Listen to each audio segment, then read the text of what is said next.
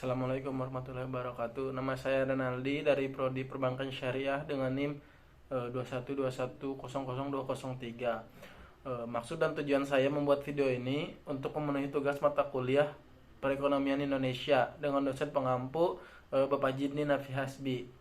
Adapun tema yang akan saya bahas dalam video ini adalah materi tentang mata kuliah Perekonomian Indonesia, mulai dari sistem ekonomi Indonesia hingga mengenai ekonomi desa. Nomor satu atau materi pertama yaitu sistem ekonomi Indonesia, mulai dari arti dan bentuk-bentuk sistem ekonomi yang diterapkan di Indonesia, yang artinya seluruh lembaga-lembaga ekonomi yang digunakan bangsa Indonesia dalam mengelola segala sumber daya yang ada untuk mencapai tujuan yang telah ditetapkan. Lalu bentuk ekonomi yang diterapkan di Indonesia yaitu Indonesia menganut sistem ekonomi Pancasila atau disingkat SEP. SEP merupakan sistem ekonomi yang sesuai dengan nilai kebangsaan seperti gotong royong dan saling menguatkan. Materi yang kedua adalah sejarah ekonomi Indonesia, mulai dari perekonomian Indonesia pada masa Orde Lama pada tahun 1959 hingga 1966 di bawah pimpinan Soekarno. Lalu pada masa Orde Baru pada tahun 1966 sampai 1998 di bawah pimpinan Soeharto hingga kabinet Jokowi pada tahun sekarang. Materi selanjutnya yaitu tentang pertumbuhan ekonomi dan perubahan struktur ekonomi. Lalu materi selanjutnya tentang kemiskinan dan kesenjangan pendapatan serta konsep dasar kemiskinan, garis kemiskinan, dan sejumlah indikator.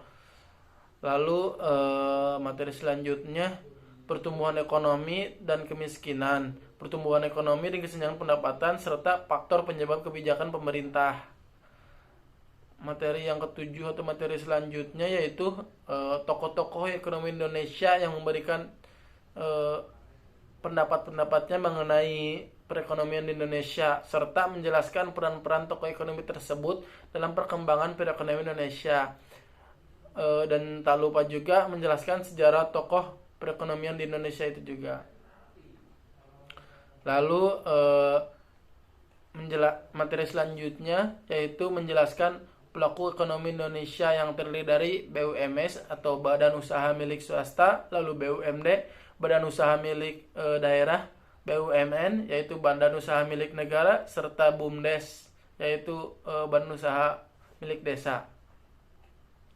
Ya, lalu materi selanjutnya yaitu menjelaskan tentang APBN, kebijakan fiskal, dan utang luar negeri, serta indikatornya yaitu komponen-komponen dalam APBN, teori dan model kebijakan fiskal, serta seberapa pentingnya Indonesia melakukan pinjaman dari luar negeri. Materi selanjutnya yaitu menjelaskan tentang otonomi daerah, dampak otonomi, dan pembangunan daerah. Lalu dilanjut dengan menjelaskan dan mengkaji isu privatisasi dan penataan BUMN dengan berbagai indikatornya yaitu latar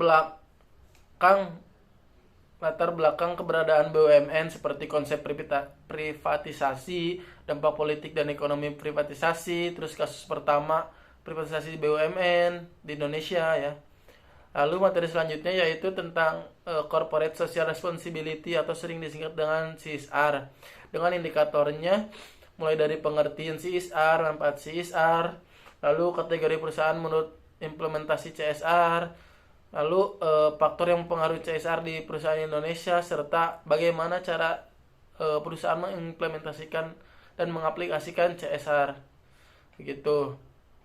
Lalu materi selanjutnya yaitu menjelaskan tentang masyarakat ekonomi ASEAN atau yang biasa sering disingkat dengan MES, dengan indikator penjelasan yaitu pasar tunggal ASEAN, posisi Indonesia dalam perdagangan dan investasi ASEAN, terus daya saing dan kinerja Indonesia, terus dampak liberalisasi, peluang dan tantangan.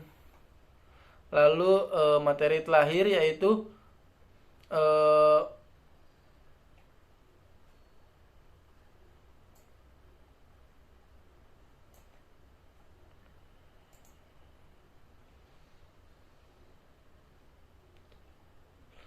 kualitas sumber daya manusia, upaya-upaya untuk meningkatkan ekonomi desa, terus koperasi sebagai wadah ekonomi perdesaan, pembangunan ekonomi di pedesaan. Baik, mungkin hanya sekian yang bisa saya sampaikan. Kurangnya mohon maaf bila ada salah kata dari perbuatan atau perkataan yang menyinggung. Wabillahi taufiq wal hidayah. Wassalamualaikum warahmatullahi wabarakatuh.